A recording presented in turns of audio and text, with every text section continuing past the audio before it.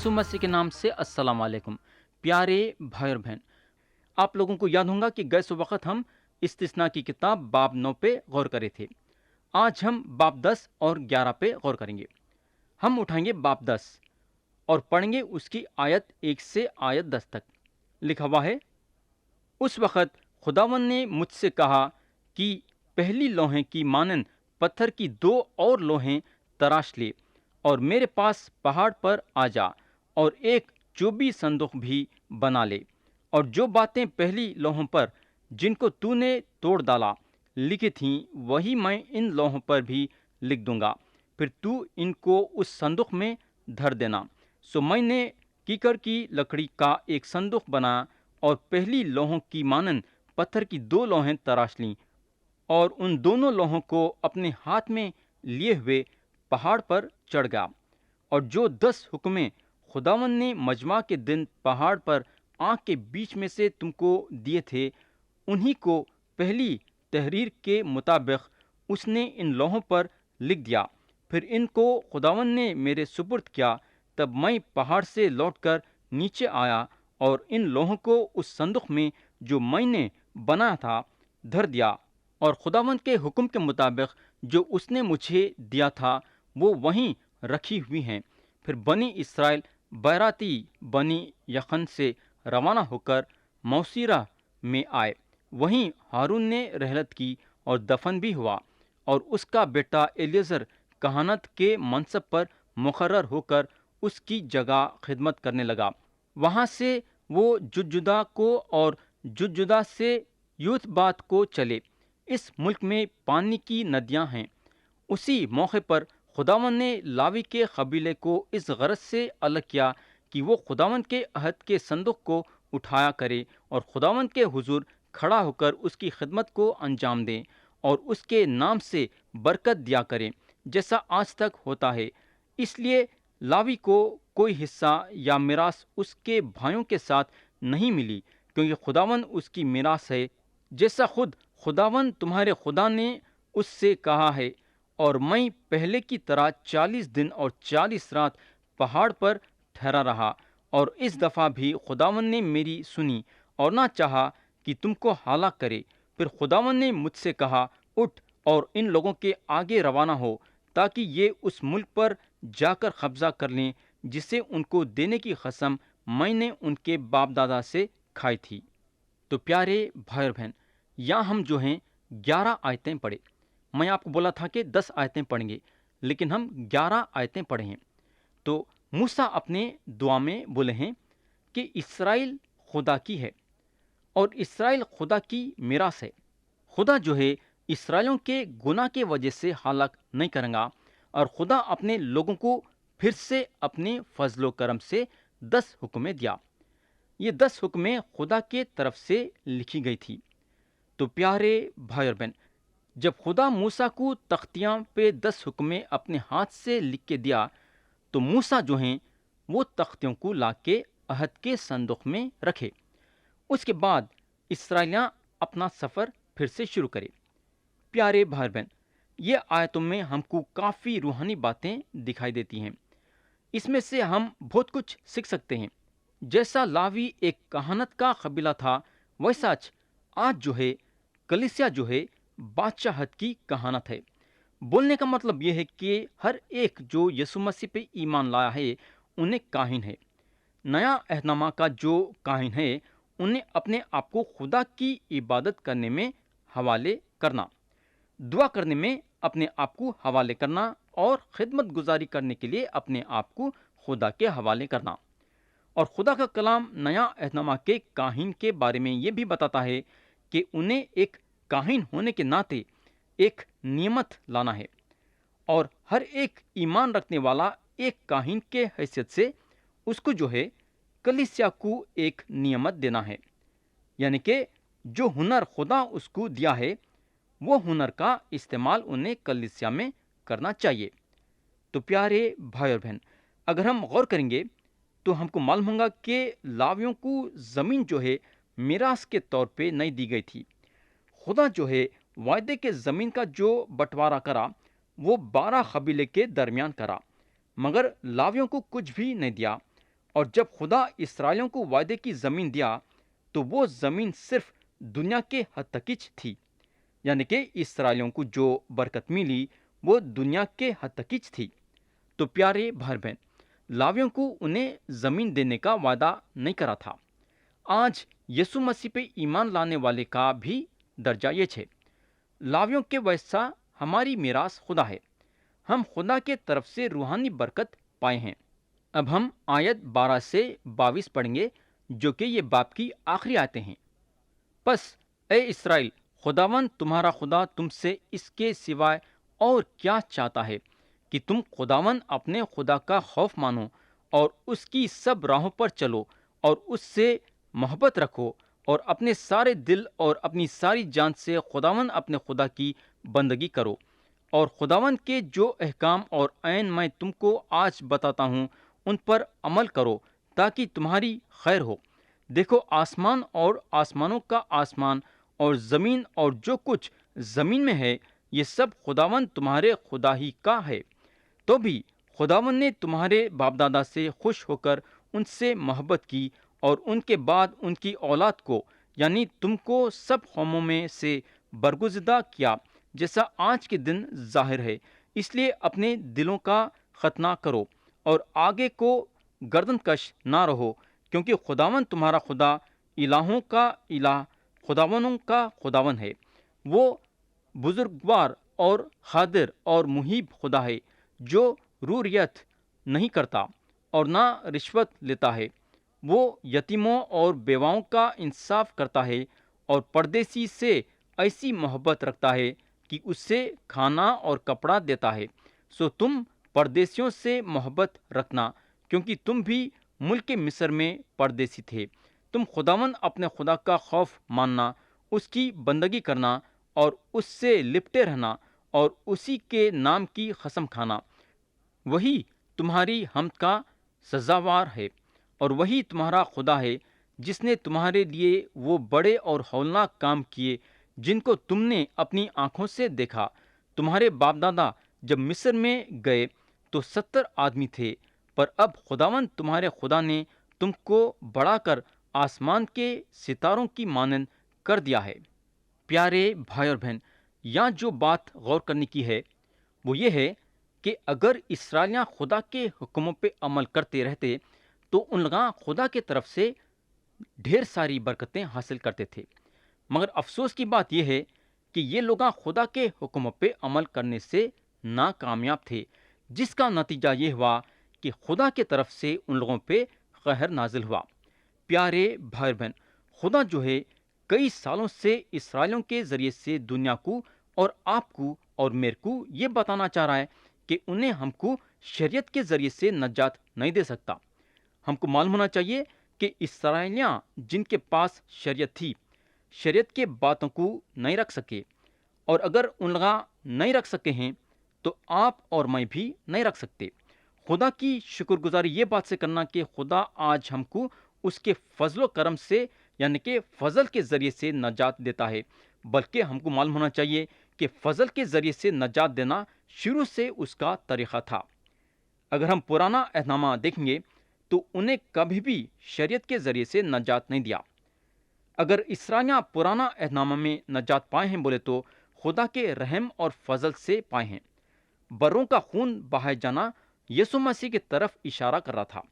بروں کا خون بہانا یسوع مسیح کا خون بہائے ویسا تھا۔ اور ایک چیز ہم یہ آیتوں میں جان سکتے بولے تو وہ یہ ہے کہ خدا جو ہے پردیسیوں سے محبت رکھتا ہے، اور خدا اسرائیلیوں کو یہاں یہ یاد دلایا کہ ان لوگ بھی مصر میں پردیسی تھے۔ تو یہاں ختم ہوا باب 10، اور اب ہم اٹھائیں گے باب 11۔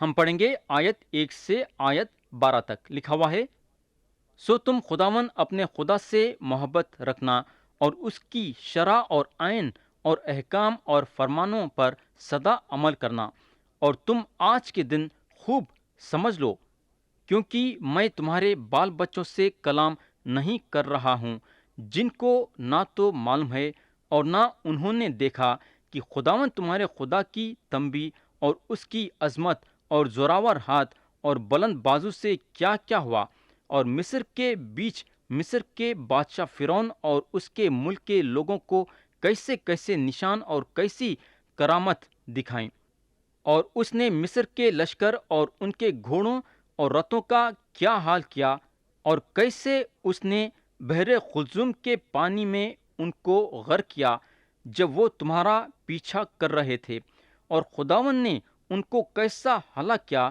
کہ آج کے دن تک وہ نابود ہیں، اور تمہارے اس جگہ پہنچنے تک اس نے بیابان میں تم سے کیا کیا کیا، اور داتن اور ابیرام کا جو الیاب بن روبن کے بیٹے تھے کیا حال بنا، کہ سب بنی اسرائیل کے سامنے زمین نے اپنا منہ پسار کر ان کو اور ان کے گھرانوں اور خیموں اور ہر ذی نفس کو جو ان کے ساتھ تھا نگل لیا۔ پر خداوند کے ان سب بڑے بڑے کاموں کو تم نے اپنی آنکھوں سے دیکھا ہے، اس لیے ان سب حکموں کو جو آج میں تم کو دیتا ہوں تم ماننا، تاکہ تم مضبوط ہو کر اس ملک میں جس پر قبضہ کرنے کے لیے تم پر جا رہے ہو پہنچ جاؤ، اور اس پر قبضہ بھی کر لو، اور اس ملک میں تمہاری عمر دراز ہو جس میں دودھ اور شہد بہتا ہے، اور جسے تمہارے باپ دادا اور ان کی اولاد کو دینے کی قسم خداوند نے ان سے کھائی تھی، کیونکہ جس ملک پر تم قبضہ کرنے کو جا رہے ہو وہ ملک مصر کی مانند نہیں ہے جہاں سے تم نکل آئے ہو۔ وہاں تو تم بیج بو کر اسے سبزی کے باغ کی طرح پاؤں سے نالیاں بنا کر سینچتے تھے، لیکن جس ملک پر قبضہ کرنے کے لیے تم پار جانے کو ہو وہ پہاڑوں اور وادیوں کا ملک ہے، اور بارش کے پانی سے سیراب ہوا کرتا ہے۔ اس ملک پر خداوند تمہارے خدا کی توجہ رہتی ہے، اور سال کے شروع سے سال کے آخر تک خداوند تمہارے خدا کی آنکھیں اس پر لگی رہتی ہیں۔ پیارے بھائی اور بہن، سب سے پہلے ہم کو یہ معلوم ہونا چاہیے کہ محبت کا جو جواب ہے وہ فرمان برداری ہے، یعنی کہ اگر ہم یہ ظاہر کرنا چاہتے ہیں کہ ہم خدا سے محبت رکھتے ہیں تو اس کا طریقہ یہ ہے کہ آپ خدا کے حکموں پہ عمل کرنا۔ اگر خدا کے حکموں پہ عمل کریں گے تو خدا واقعی میں جان لیں گا کہ آپ اس سے محبت رکھتے ہیں۔ اب ہم آیت 13 سے 15 تک پڑھیں گے۔ اور اگر تم میرے حکموں کو جو آج میں تم کو دیتا ہوں دل لگا کر سنو، اور خداوند اپنے خدا سے محبت رکھو، اور اپنے سارے دل اور اپنی ساری جان سے اس کی بندگی کرو، تو میں تمہارے ملک میں عین وقت پر پہلا اور پچھلا میں برساؤں گا، تاکہ تم اپنا غلہ اور میں اور تیل جمع کر سکو، اور میں تمہارے چوپایوں کے لیے میدان میں گھاس پیدا کروں گا، اور تم کھاؤ گے اور سیر ہوگے۔ تو پیارے بھائی اور بہن، جو زمین میں اسرائیلیاں داخل ہونے جا رہے تھے اس میں پہاڑ تھے، اور کھیتی باڑی کے لیے ان لوگوں کو کافی مشکل ہو سکتی تھی۔ اس کے علاوہ میں سمجھتا ہوں کہ ان لوگوں کے پاس کھیتی باڑی کرنے کے اوزار نہیں تھے ہوں گے۔ یہ پکی بات ہے کہ زمین کو جو ہے آسمان کے پانی کی ضرورت ہے۔ خدا جو ہے ایسا اس لیے کرا، کئی کو بولے تو خدا چاہتا تھا کہ اسرائیلیاں پانی کے لیے اس پہ بھروسہ رکھنا اور بارش برسانے کے لیے اس سے دعا کرنا۔ خدا چاہتا تھا کہ اسرائیلیاں اس کے قریب رہے، ایک ایک چیز کے لیے اس پہ بھروسہ رکھیں۔ خدا کی مرضی یہ ہے کہ ہم ہمیشہ ایک ایک چیز کے لیے اس سے دعا کرنا اور اس سے حاصل کرنا۔ اب ہم آیت 16 سے 32 پڑھیں گے، جو کہ یہ باب کے آخری آیتیں ہیں۔ سو تم خبردار رہنا، تا ایسا نہ ہو کہ تمہارے دل دھوکہ کھائیں اور تم بھڑک کر اور معبودوں کی عبادت اور پرستش کرنے لگو، اور خداوند کا غضب تم پر بھڑکے اور وہ آسمان کو بند کر دے تاکہ میں نہ برسے اور زمین میں کچھ پیداوار نہ ہو، اور تم اس اچھے ملک سے جو خداوند تم کو دیتا ہے جلد فنا ہو جاؤ۔ اس لیے میری ان باتوں کو تم اپنے دل اور اپنی جان میں محفوظ رکھنا، اور نشان کے طور پر ان کو اپنے ہاتھوں پر باندھنا، اور وہ تمہاری پیشانی پر ٹیکوں کی مانند ہوں، اور تم ان کو اپنے لڑکوں کو سکھانا، اور گھر بیٹھے اور راہ چلتے اور لیٹتے اور اٹھتے وقت انہی کا ذکر کیا کرنا، اور تم ان کو اپنے گھر کی چوکھٹوں پر اور اپنے پھاٹکوں پر لکھا کرنا، تاکہ جب تک زمین پر آسمان کا سایہ ہے تمہاری اور تمہاری اولاد کی عمر اس ملک میں دراز ہو جس کو خداوند نے تمہارے باپ دادا کو دینے کی قسم ان سے کھائی تھی، کیونکہ اگر تم ان سب حکموں کو جو میں تم کو دیتا ہوں جان فشانی سے مانو اور ان پر عمل کرو، اور خداوند اپنے خدا سے محبت رکھو اور اس کی سب راہوں پر چلو اور اس سے لپٹے رہو، تو خداوند ان سب قوموں کو تمہارے آگے سے نکال ڈالے گا، اور تم ان قوموں پر جو تم سے بڑی اور زوراور ہیں قابض ہوگے۔ جہاں جہاں تمہارے پاؤں کا تلوا ٹکے وہ جگہ تمہاری ہو جائے گی، یعنی بیابان اور لبنان سے اور دریائے فرات سے مغرب کے سمندر تک تمہاری سرحد ہوگی، اور کوئی شخص وہاں تمہارا مقابلہ نہ کر سکے گا، کیونکہ خداوند تمہارا خدا تمہارا روب اور خوف اس تمام ملک میں جہاں کہیں تمہارے قدم پڑیں پیدا کر دے گا، جیسا اس نے تم سے کہا ہے۔ دیکھو، میں آج کے دن تمہارے آگے برکت اور لعنت دونوں رکھے دیتا ہوں۔ برکت اس حال میں جب تم خداوند اپنے خدا کے حکموں کو جو آج میں تم کو دیتا ہوں مانو، اور لعنت اس وقت جب تم خداوند اپنے خدا کی فرما برداری نہ کرو اور اس راہ کو جس کی بابت میں آج تم کو حکم دیتا ہوں چھوڑ کر اور معبودوں کی پیروی کرو جن سے تم اب تک واقف نہیں۔ اور جب خداوند تمہارا خدا تم کو اس ملک میں جس پر قبضہ کرنے کو تم جا رہے ہو پہنچا دے، تو کوہ گارزم پر سے برکت اور کوہ ایبال پر سے لعنت سنانا۔ وہ دونوں پہاڑ یردن پر مغرب کی طرف ان کنیوں کے ملک میں واقع ہیں جو جلال کے مقابل موری کے بلوتوں کے قریب میدان میں رہتے ہیں، اور تم یردن پار اسی لیے جانے کو ہو کہ اس ملک پر جو خداوند تمہارا خدا تم کو دیتا ہے قبضہ کرو، اور تم اس پر قبضہ کرو گے بھی اور اسی میں بسو گے۔ سو تم احتیاط کر کے ان سب آئین اور احکام پر عمل کرنا جن کو میں آج تمہارے سامنے پیش کرتا ہوں۔ پیارے بھائی بہن، یہاں اگر ہم دیکھیں گے تو ہم کو معلوم ہوگا کہ زمین جو ہے خدا کی طرف سے ایک نعمت ہے۔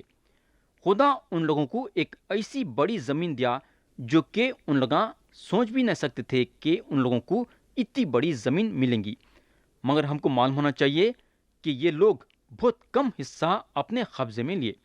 کئی لوگوں کا یہ خیال ہے کہ اسرائیلیاں جو ہیں 10% کا اتنا حصہ لیے۔ بولنے کا مطلب یہ ہے کہ 100 میں کا 10واں حصہ۔ لیکن اگر ہم خدا کے وعدے پہ دیکھیں گے تو خدا ان لوگوں کو بول دیا تھا کہ ان لوگ جہاں جہاں اپنا قدم رکھیں گے وہ ان کی زمین ہو جائیں گی، مگر ہم کو معلوم ہونا چاہیے کہ یہ لوگ اپنے قدم بڑھا کے زمین کا قبضہ کرنا نہیں چاہتے تھے۔ اس بات میں یہ لوگ ناکامیاب رہے۔ خدا جو ہے یشوع کو یعنی کہ موسیٰ کے خادم کو یہ بولا، انہیں ان کو یہ بتایا کہ زمین تمہارے سامنے ہے اور یہ زمین اسرائیل کی ہے، مگر خدا ان لوگوں کو بول دیا تھا کہ ان لوگاں یہ زمین میں داخل ہونا ہے اور زمین کے آگے اور پیچھے اور اوپر اور نیچے چلنا ہوگا۔ ان لوگوں کو یہاں محنت کرنے کی ضرورت تھی اور قبضہ کرنے کی ضرورت تھی۔